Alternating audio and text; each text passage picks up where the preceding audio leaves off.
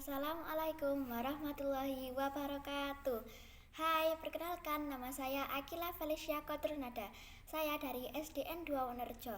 Saya akan membacakan penggalan buku berjudul Cut Nyak Din karangan A.M. Rustandi, diterbitkan oleh PT Sarana Panca Karya Nusa tahun 2009. Bunga itu gugur meninggalkan wangi. Sejak Teku Umar meninggal, pemberontakan di Aceh berkurang. Banyak daerah yang diduduki oleh Belanda. 2 tahun telah berlalu. Banyak orang mengira peperangan sudah selesai. Belanda berpendapat dengan meninggalnya Teku Umar, maka habislah semua pemimpin terkemuka Aceh. Tetapi dugaan itu meleset. Karena 2 tahun setelah gerakan Teku Umar padam, istrinya Cut Nyak Din tiba-tiba tampil ke garis depan memimpin langsung perlawanan terhadap Belanda.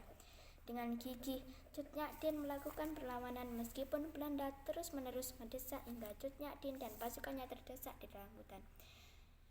Hampir 2 tahun lebih Cut Nyak Din hidup di hutan dalam keadaan yang menyedihkan. Tenaganya yang kian melemah karena dimakan usia itu, serba kekurangan makan, selalu diburu oleh Belanda.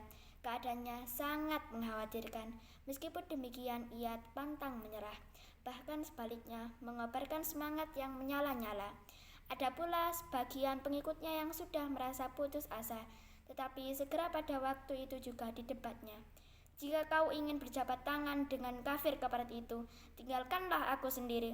Biarlah aku mati sendiri dalam keadaan begini. Aku tidak ingin bersentuhan tangan dengan keparat-keparat itu, kata Cut Nyak Din ketika ada sebagian yang mencemaskan dirinya. Mereka ingin menyerah. Menyerah berarti menjadi budak. Aku pantang menjadi budak Belanda. Demikianlah kata Cut Nyak Din pada kesempatan berbicara dengan kawan-kawan seperjuangannya. Sesudah percakapan itu, tidak ada seorang pun yang berani mengajak untuk menyerah.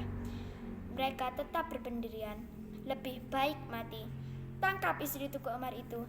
Beri pelajaran kepada wanita tak tahu diri itu, kata salah seorang ofisir Belanda kepada pasukannya.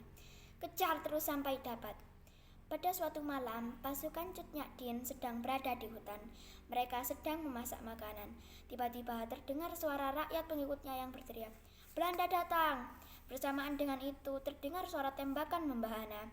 Pasukan Cut Nyak Din yang jumlahnya hanya sedikit itu, sebagian menyerah karena sergapan yang tiba-tiba itu.